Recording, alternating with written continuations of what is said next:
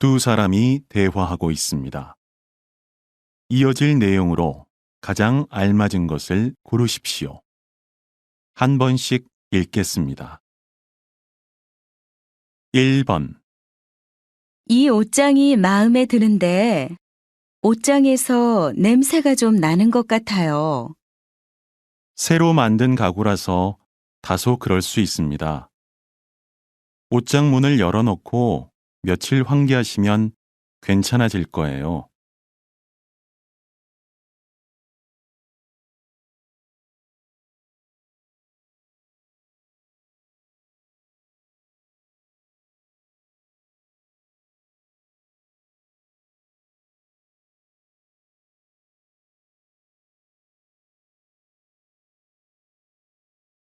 2번. 전 세계 유명한 그림들을 디지털 영상으로 찍은 걸 봤는데 진짜보다 더 생생하더라. 앞으로는 미술관에 갈 필요도 없겠어. 아무리 기술이 발달했어도 직접 가서 보는 것만 하겠어?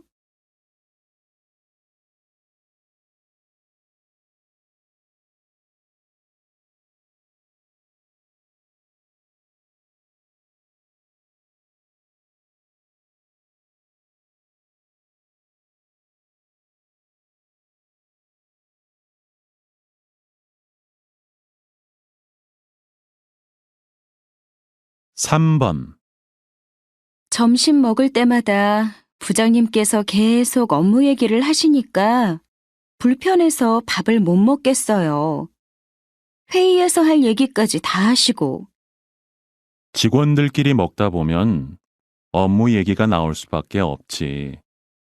그런 자리에서 일도 배우고 의견도 말하고 하는 거야.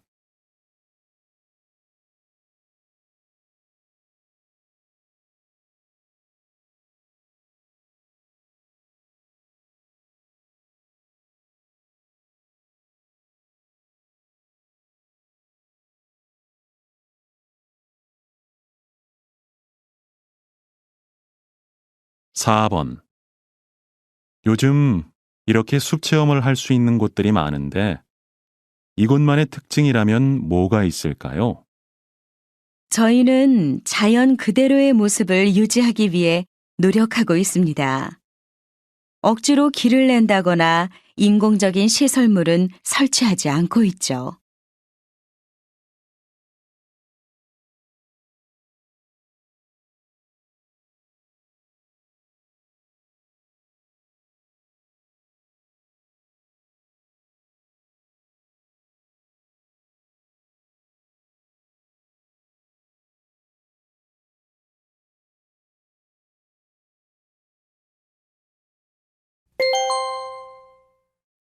다음은 무엇에 대해 이야기하고 있습니까?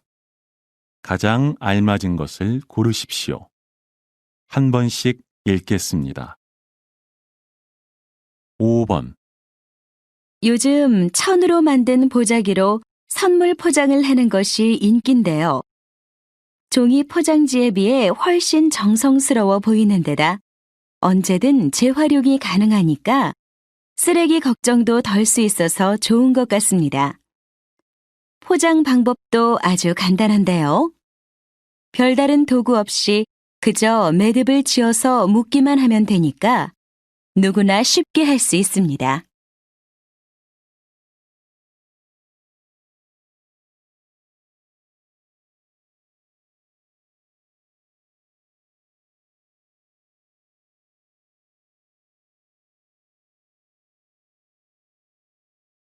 6번.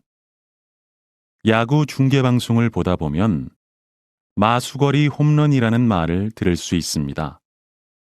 한 선수가 맨 처음 친 홈런을 이렇게 말하죠. 하지만 마수거리는 원래 장사꾼들 사이에서 쓰이던 말로 하루 장사에서 처음 올린 수입을 의미했습니다. 장사하는 사람들은 이 마수거리로 그날의 장사운을 점쳤다고 하는데요. 마수거리가 좋아야 그날 하루 장사가 잘 될 거라고 믿었습니다.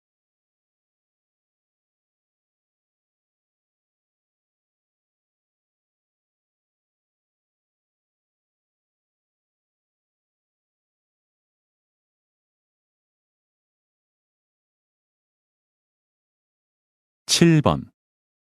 앞서 보신 것처럼 해식 동굴은 파도가 절벽에 부딪히면서 만들어지게 되는데요.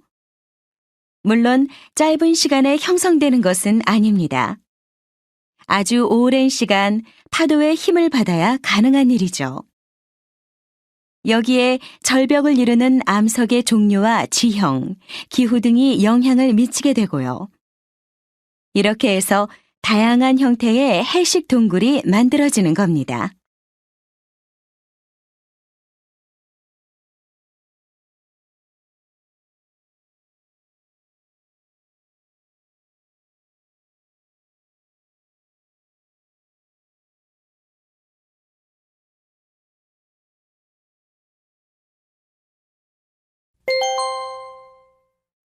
다음을 듣고 들은 내용과 같은 것을 고르십시오.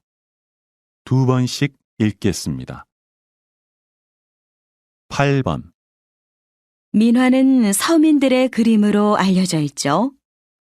한국의 민화에는 까치와 호랑이가 많이 등장하는데요.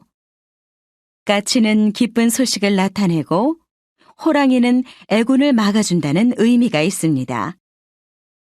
이 때문에 새해가 되면 1년 동안 좋은 일만 가득하기를 바라는 마음에서 까치와 호랑이가 그려진 그림을 선물하곤 했습니다.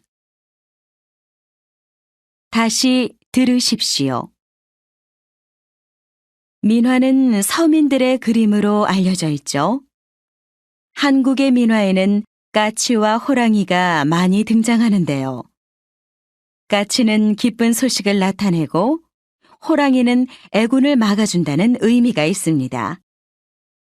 이 때문에 새해가 되면 1년 동안 좋은 일만 가득하기를 바라는 마음에서 까치와 호랑이가 그려진 그림을 선물하곤 했습니다.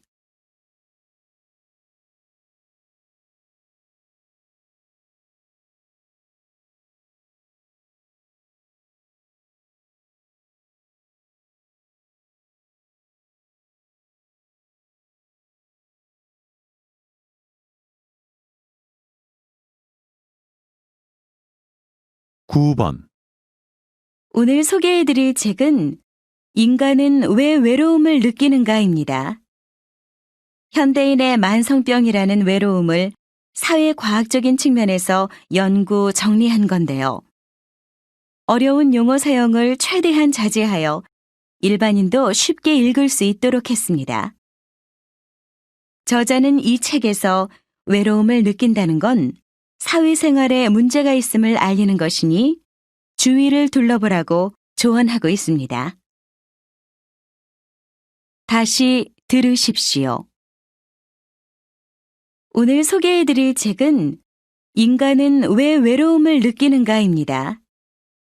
현대인의 만성병이라는 외로움을 사회과학적인 측면에서 연구 정리한 건데요. 어려운 용어 사용을 최대한 자제하여 일반인도 쉽게 읽을 수 있도록 했습니다.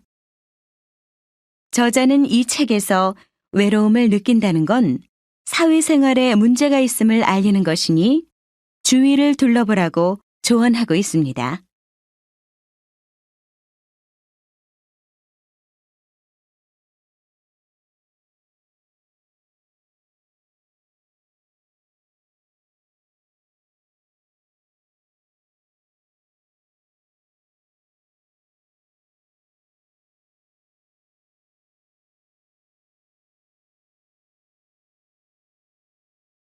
십 번.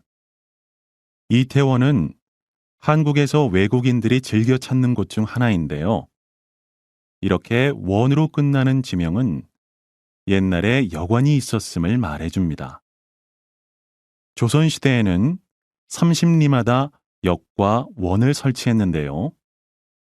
이때의 역이라는 것은 군사 정보를 전달하거나 외국 사신을 맞이하는 교통통신기관을 말하는 거고요. 원은 이들에게 숙식을 제공하는 일종의 공공여관이었습니다. 이후 원의 역할은 점점 줄어들었고 이제는 지명에만 그 흔적이 남게 된 것이죠. 다시 들으십시오. 이태원은 한국에서 외국인들이 즐겨 찾는 곳 중 하나인데요. 이렇게 원으로 끝나는 지명은 옛날에 여관이 있었음을 말해줍니다. 조선시대에는 30리마다 역과 원을 설치했는데요. 이때 역이라는 것은 군사 정보를 전달하거나 외국 사신을 맞이하는 교통통신기관을 말하는 거고요. 원은 이들에게 숙식을 제공하는 일종의 공공여관이었습니다. 이후 원의 역할은 점점 줄어들었고 이제는 지명에만 그 흔적이 남게 된 것이죠.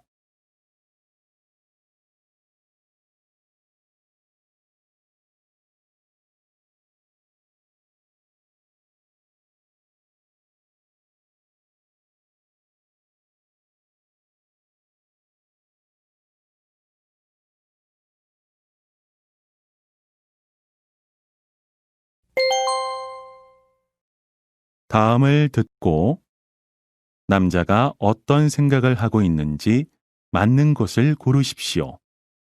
2번씩 읽겠습니다. 11번. 알뜰장터가 또 열렸대? 이번 달만 해도 벌써 2번째인데 너무 자주 하는 거 아니야? 시끄러울 거라곤 생각 안 하나 봐. 왜? 장터가 열리면 아파트 주민들한테도 좋은 거 아니야? 볼거리가 생겨서 재미도 있고 분위기도 활기차잖아. 게다가 현지에서 직접 가져온 싱싱하고 좋은 물건들을 싸게 구입할 수도 있고, 다시 들으십시오. 알뜰장터가 또 열렸대? 이번 달만 해도 벌써 2번째인데 너무 자주 하는 거 아니야? 시끄러울 거라곤 생각 안 하나 봐. 왜? 장터가 열리면 아파트 주민들한테도 좋은 거 아니야? 볼거리가 생겨서 재미도 있고 분위기도 활기차잖아. 게다가 현지에서 직접 가져온 싱싱하고 좋은 물건들을 싸게 구입할 수도 있고,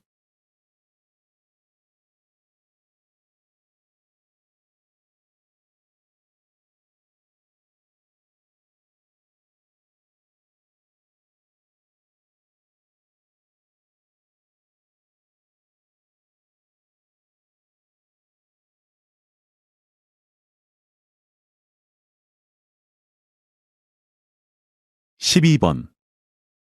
여러분은 숫자 하면 어떤 말이 떠오릅니까? 아마 객관적이다, 믿을만하다, 이런 말들이 떠오를 겁니다.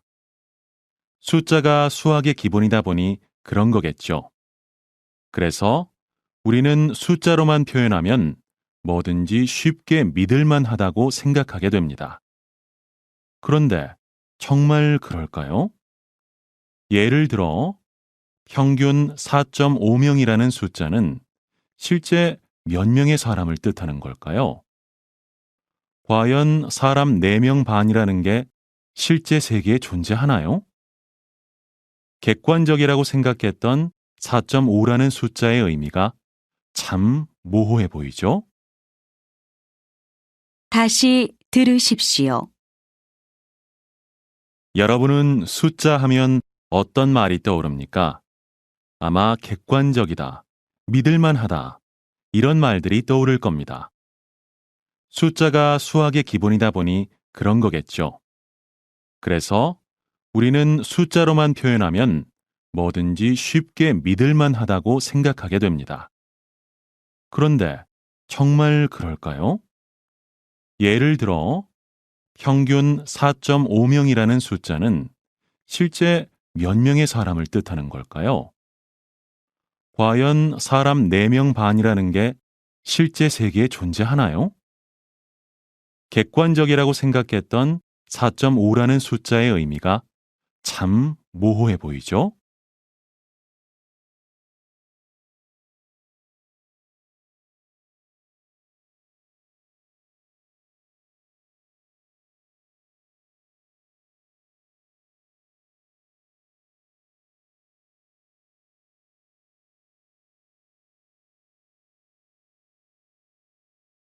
13번. 다들 아시겠지만 얼마 전 인주시에서 전철 노선을 추가로 건설하겠다고 밝혔습니다. 일부에서는 지금 재정 상태로는 건설 비용을 충당할 수 없다고 반대하는 분들도 계신데요. 전철이 없어서 불편한 지역의 주민들을 생각한다면 추가 건설은 불가피하다고 봅니다. 전철이 생기면 출퇴근 시간이 크게 단축되어 삶의 질도 높아질 것이고, 결과적으로는 지역의 균형적인 발전도 가능해질 겁니다. 다시 들으십시오. 다들 아시겠지만 얼마 전 인주시에서 전철 노선을 추가로 건설하겠다고 밝혔습니다. 일부에서는 지금 재정 상태로는 건설 비용을 충당할 수 없다고 반대하는 분들도 계신데요. 전철이 없어서 불편한 지역의 주민들을 생각한다면 추가 건설은 불가피하다고 봅니다. 전철이 생기면 출퇴근 시간이 크게 단축되어 삶의 질도 높아질 것이고, 결과적으로는 지역의 균형적인 발전도 가능해질 겁니다.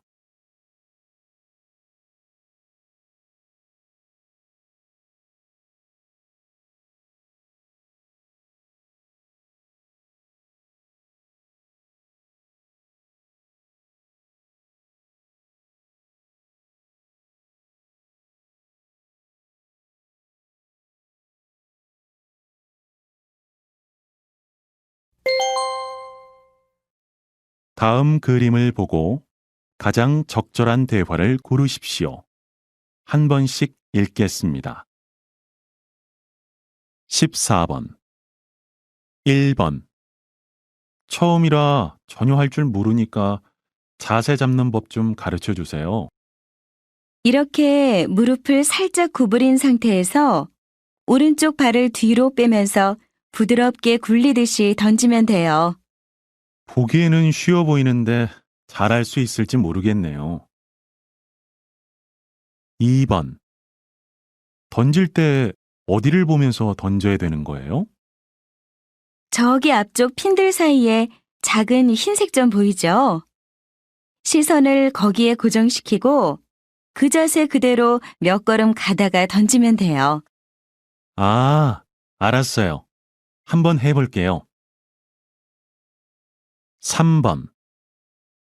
아, 제대로 던진 것 같은데 이상하네요. 저기 가운데를 보고 정확하게 던져야죠.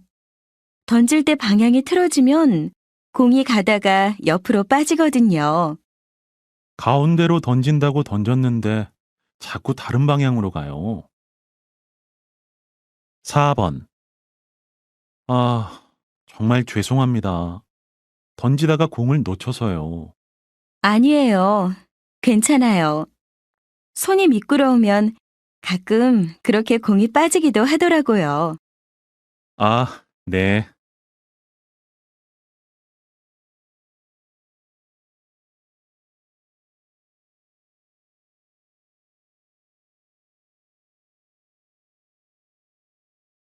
15번. 1번. 어제부터 눈이 따가운데 눈병인가?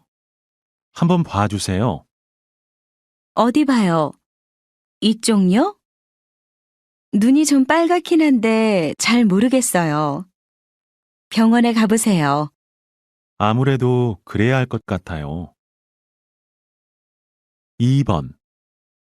여기에서 검사 받으면 되죠? 네.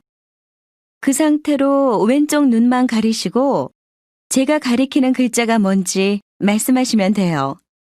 자, 시작하겠습니다. 이거 보이세요?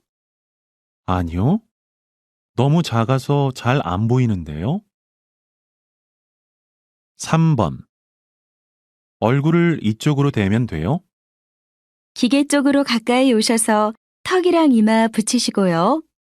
눈 깜박이지 말고 잠깐만 그대로 계세요. 이렇게요? 4번. 큰 문제 없다니 정말 다행이에요. 네. 걱정 안 하셔도 돼요. 안약 넣어드렸으니까 잠깐 앉아서 위쪽 보시면서 눈 몇 번만 깜박여 주세요. 네, 고맙습니다.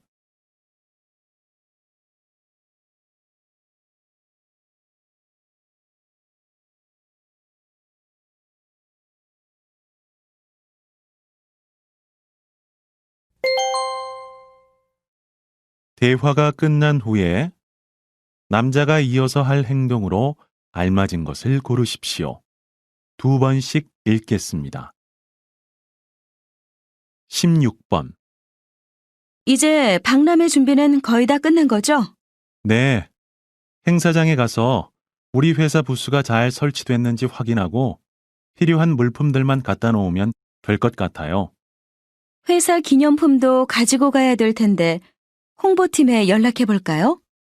홍보팀에서 오늘 오전 중에 보내주겠다고 했으니까 아마 준비됐을 거예요.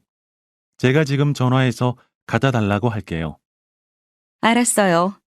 기념품만 오면 바로 출발하죠. 다시 들으십시오. 이제 박람회 준비는 거의 다 끝난 거죠? 네, 행사장에 가서 우리 회사 부스가 잘 설치됐는지 확인하고 필요한 물품들만 갖다 놓으면 될 것 같아요. 회사 기념품도 가지고 가야 될 텐데 홍보팀에 연락해 볼까요? 홍보팀에서 오늘 오전 중에 보내주겠다고 했으니까 아마 준비됐을 거예요. 제가 지금 전화해서 갖다 달라고 할게요. 알았어요. 기념품만 오면 바로 출발하죠.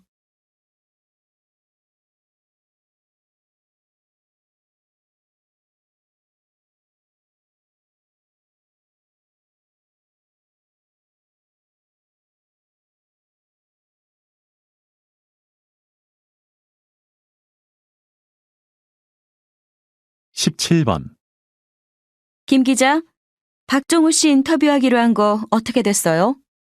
죄송한데 아직 일정이 안 잡혔습니다. 계속 전화도 하고 이메일도 보냈는데 연락이 안 되더라고요. 원래 인터뷰 안 하기로 유명한 분이니까 무작정 전화 통화만 기다리지 말고 사무실에 찾아가서 적극적으로 이야기해봐요.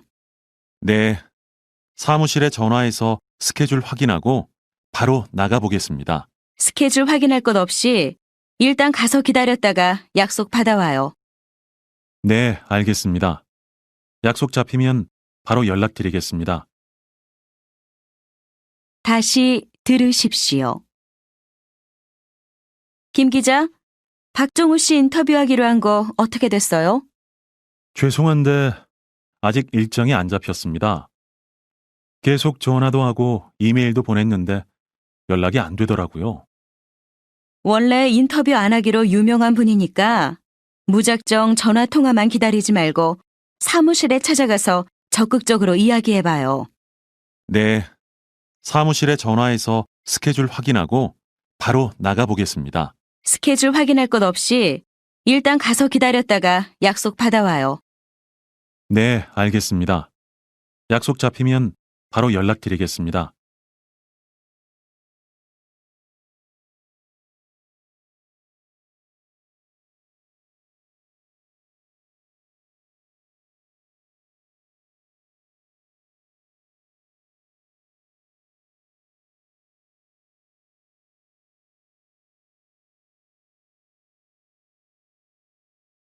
십팔 번. 과장님, 이번에 정책 홍보 책자 만들면서 동영상도 제작해보는 건 어떨까요? 동영상요? 동영상은 비용이 좀 들 텐데 예산이 가능하겠어요? 네, 알아봤는데 가능할 것 같습니다.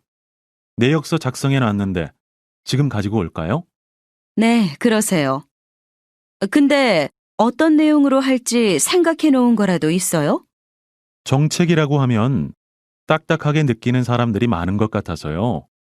요즘 인기 있는 개그 프로그램을 응용해보면 어떨까 하는데요. 괜찮겠네요. 일단 비용부터 확인해 봅시다. 다시 들으십시오. 과장님, 이번에 정책 홍보 책자 만들면서 동영상도 제작해보는 건 어떨까요? 동영상요? 동영상은 비용이 좀 들 텐데 예산이 가능하겠어요? 네, 알아봤는데 가능할 것 같습니다. 내역서 작성해놨는데 지금 가지고 올까요? 네, 그러세요. 근데 어떤 내용으로 할지 생각해 놓은 거라도 있어요? 정책이라고 하면 딱딱하게 느끼는 사람들이 많은 것 같아서요. 요즘 인기 있는 개그 프로그램을 응용해보면 어떨까 하는데요. 괜찮겠네요. 일단 비용부터 확인해 봅시다.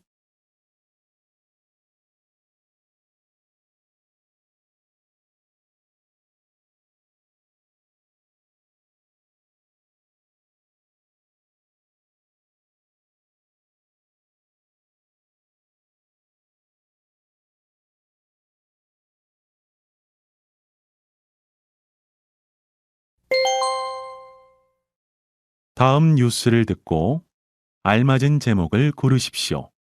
2번씩 읽겠습니다. 19번. 최근 지문사전 등록제가 화제입니다. 실종 사건이 발생했을 때 등록된 지문 자료를 활용해 아동을 찾아주는 제도인데요.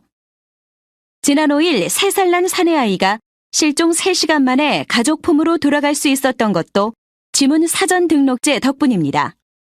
경찰청 발표에 따르면 지난해 이 제도가 도입된 이후 아동 실종률이 꾸준히 감소하고 있다고 합니다. KBC 뉴스 김수진입니다. 다시 들으십시오. 최근 지문사전 등록제가 화제입니다. 실종 사건이 발생했을 때 등록된 지문 자료를 활용해 아동을 찾아주는 제도인데요. 지난 5일 3살 난 사내아이가 실종 3시간 만에 가족 품으로 돌아갈 수 있었던 것도 지문사전 등록제 덕분입니다. 경찰청 발표에 따르면 지난해 이 제도가 도입된 이후 아동 실종률이 꾸준히 감소하고 있다고 합니다. KBC 뉴스 김수진입니다.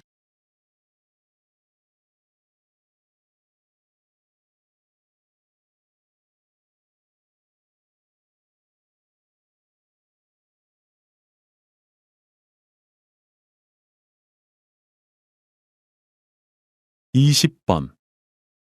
달리면서 무선으로 충전할 수 있는 전기버스가 곧 도입된다고 하는데요. 원리는 간단합니다. 무선 충전 전기버스가 도로에 매설된 충전 시설에 진입하면 무선으로 자기력을 공급받고 이것을 다시 전기로 바꿔 배터리를 충전하는 것입니다. 올해까지 시범 운행을 거치고 내년부터는 인주 시내 25km 구간을 운행할 계획이라고 하는데요. 전기차 활성화에 가장 큰 걸림돌이었던 충전 문제가 해결됨에 따라 전기차 보급이 더욱 빨라질 것으로 기대됩니다. KBC 뉴스 한상훈입니다. 다시 들으십시오. 달리면서 무선으로 충전할 수 있는 전기버스가 곧 도입된다고 하는데요. 원리는 간단합니다. 무선 충전 전기버스가 도로에 매설된 충전 시설에 진입하면 무선으로 자기력을 공급받고 이것을 다시 전기로 바꿔 배터리를 충전하는 것입니다. 올해까지 시범 운행을 거치고 내년부터는 인주 시내 25km 구간을 운행할 계획이라고 하는데요.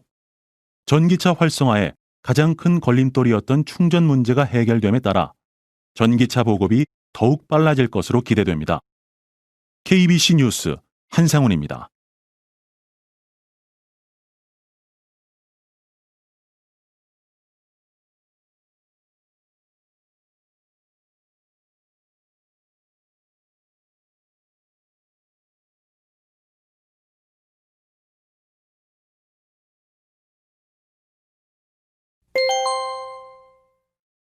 다음 강연을 듣고 물음에 답하십시오. 2번 읽겠습니다. 적정 기술이라고 들어보셨나요? 아마 모르시는 분들이 많을 텐데요.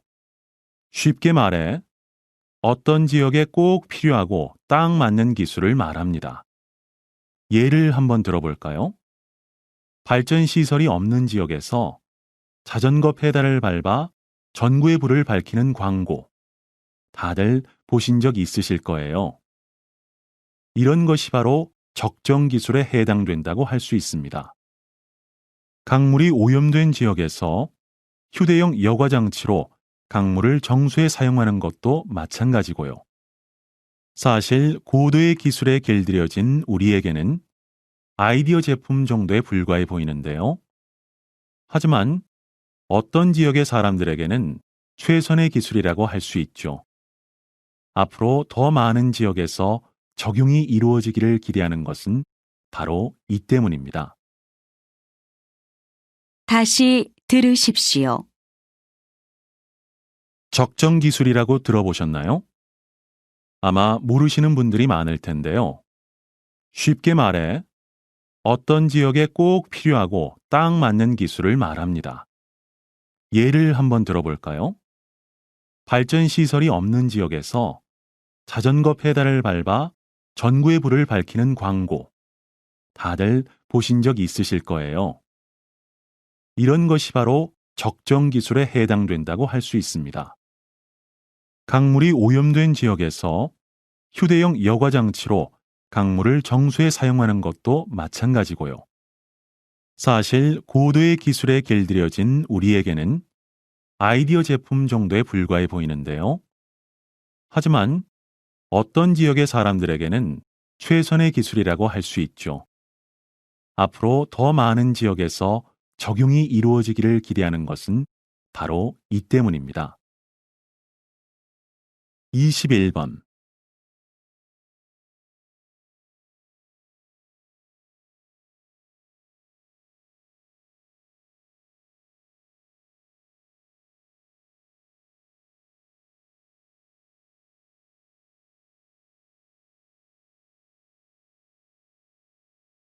이십이 번.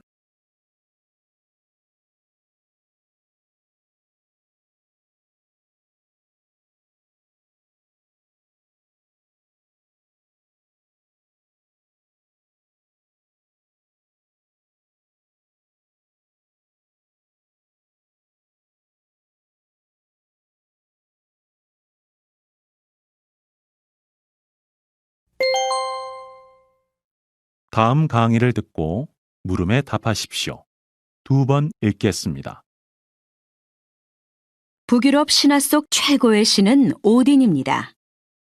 그런데 이 최고의 신은 어이없게도 늑대에게 잡아먹혀 수치스런 죽음을 맞이하게 되는데요. 바로 이 부분이 우리가 주목해야 할 점입니다.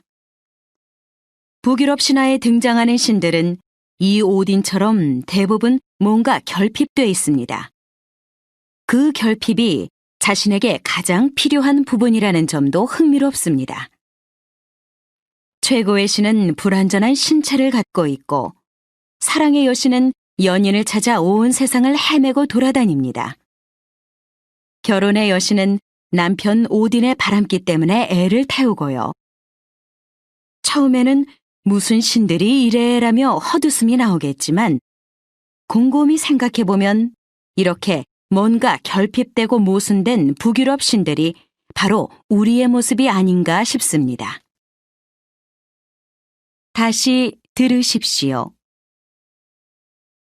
북유럽 신화 속 최고의 신은 오딘입니다.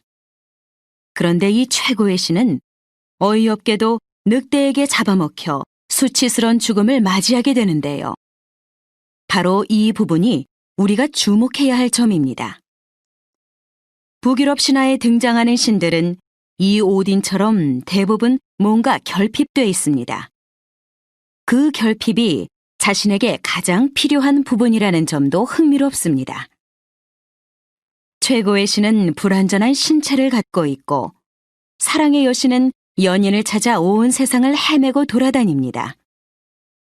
결혼의 여신은 남편 오딘의 바람기 때문에 애를 태우고요.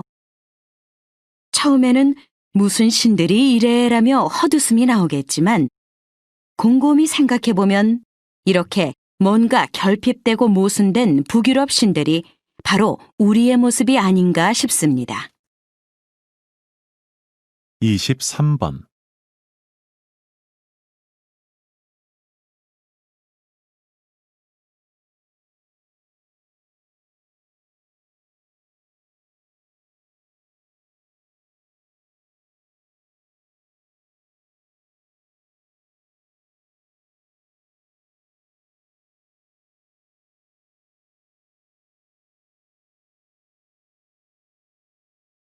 24번.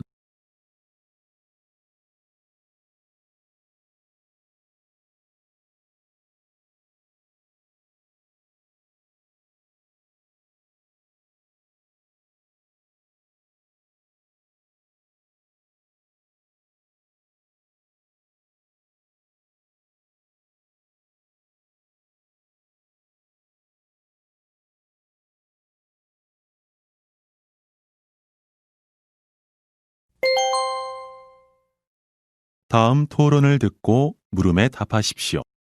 2번 읽겠습니다. 정년을 60세로 연장하면 청년 실업 문제가 더 심각해질 겁니다. 보통 한 직장에서 20년 이상이라면 신입사원보다 2~3배 높은 임금을 받습니다. 정년을 연장하면 높은 임금을 받는 직원이 늘게 될 거고, 이는 고스란히 기업의 부담으로 가지 않겠습니까? 자연히 기업은 신규 채용에 소극적이 될 테고요. 임금 체계를 바꾼다면 모를까 지금 상태에서 시행된다면 실업률만 높아질 겁니다. 말씀대로 지금의 일반적인 임금 체계라면 기업 부담이 크겠죠. 그런데 이미 이에 대한 대안도 나와 있습니다. 임금 피크제라고 일정 연령이 되면 임금을 차츰 줄여나가는 겁니다. 이렇게 되면 기업 부담도 크지 않을 거고 신규 직원 채용에도 영향을 주지 않을 겁니다. 당연히 청년 실업을 우려할 필요도 없고요. 다시 들으십시오. 정년을 60세로 연장하면 청년 실업 문제가 더 심각해질 겁니다. 보통 한 직장에서 20년 이상이라면 신입사원보다 2~3배 높은 임금을 받습니다. 정년을 연장하면 높은 임금을 받는 직원이 늘게 될 거고, 이는 고스란히 기업의 부담으로 가지 않겠습니까? 자연히 기업은 신규 채용에 소극적이 될 테고요. 임금 체계를 바꾼다면 모를까 지금 상태에서 시행된다면 실업률만 높아질 겁니다. 말씀대로 지금의 일반적인 임금 체계라면 기업 부담이 크겠죠. 그런데 이미 이에 대한 대안도 나와 있습니다. 임금 피크제라고 일정 연령이 되면 임금을 차츰 줄여나가는 겁니다. 이렇게 되면 기업 부담도 크지 않을 거고 신규 직원 채용에도 영향을 주지 않을 겁니다. 당연히 청년 실업을 우려할 필요도 없고요. 25번.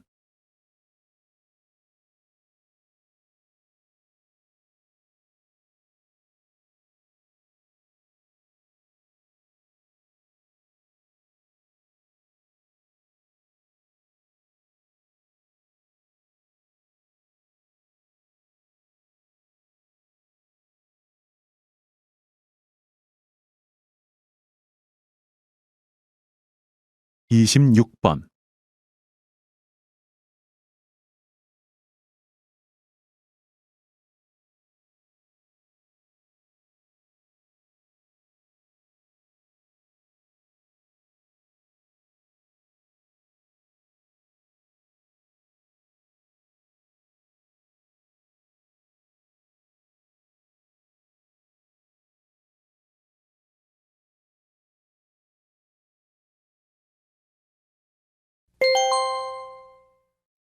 다음 대담을 듣고 물음에 답하십시오. 2번 읽겠습니다. 그동안 대학 설립은 대학 설립 준칙주의에 따라 최소 요건만 갖추면 가능했었습니다.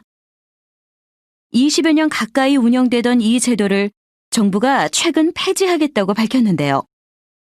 이에 대해 어떻게 생각하십니까? 이번 방침은 교육계 관계자들이 몇 년 전부터 계속해서 제기해온 주장이기도 한데요. 그동안 대학 설립 준칙주의 때문에 대학 수가 얼마나 많이 늘었습니까? 그런데 정작 공부를 해야 할 학령 인구는 점점 줄어들고 있고요.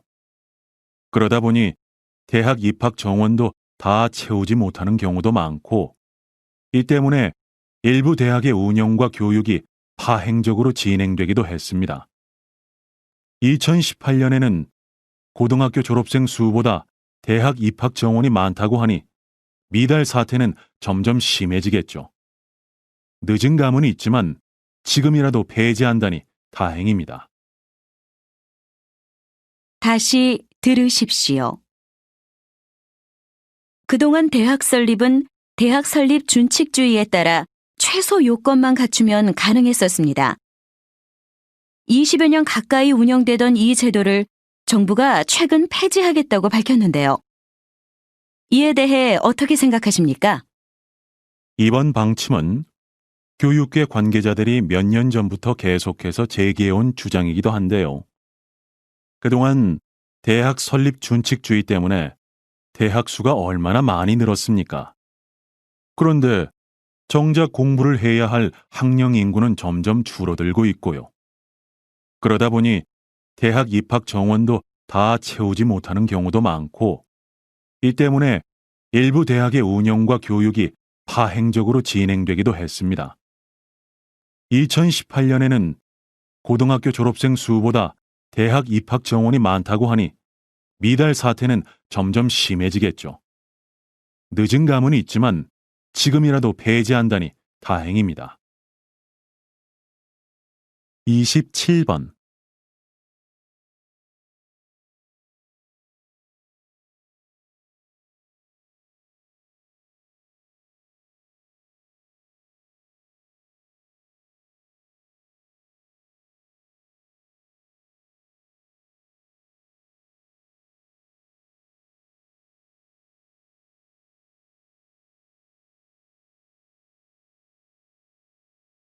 (28번)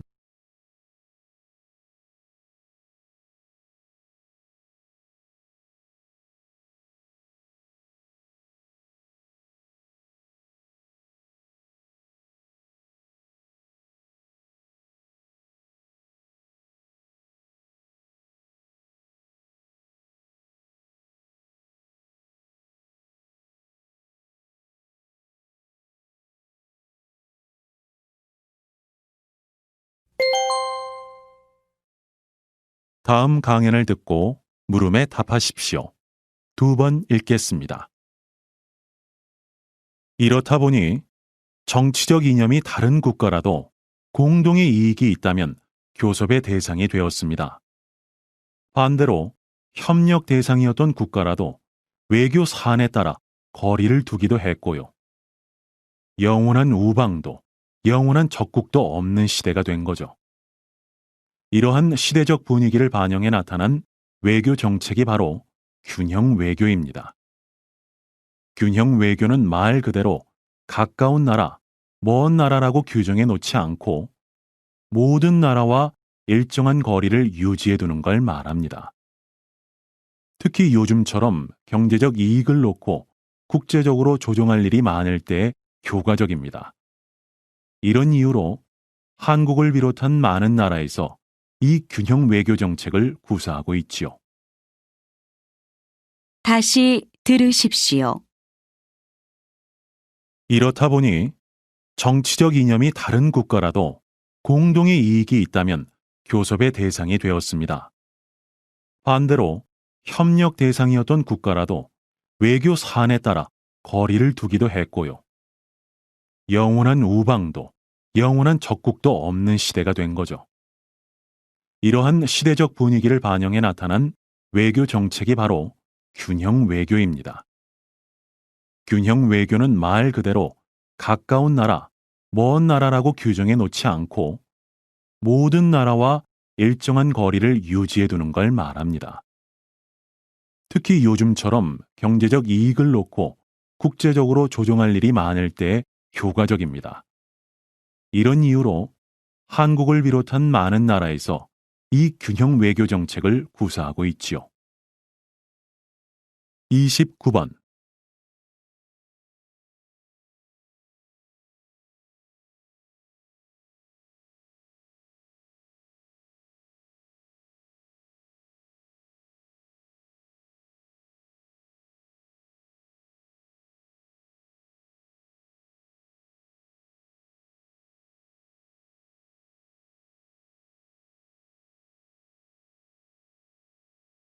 (30번)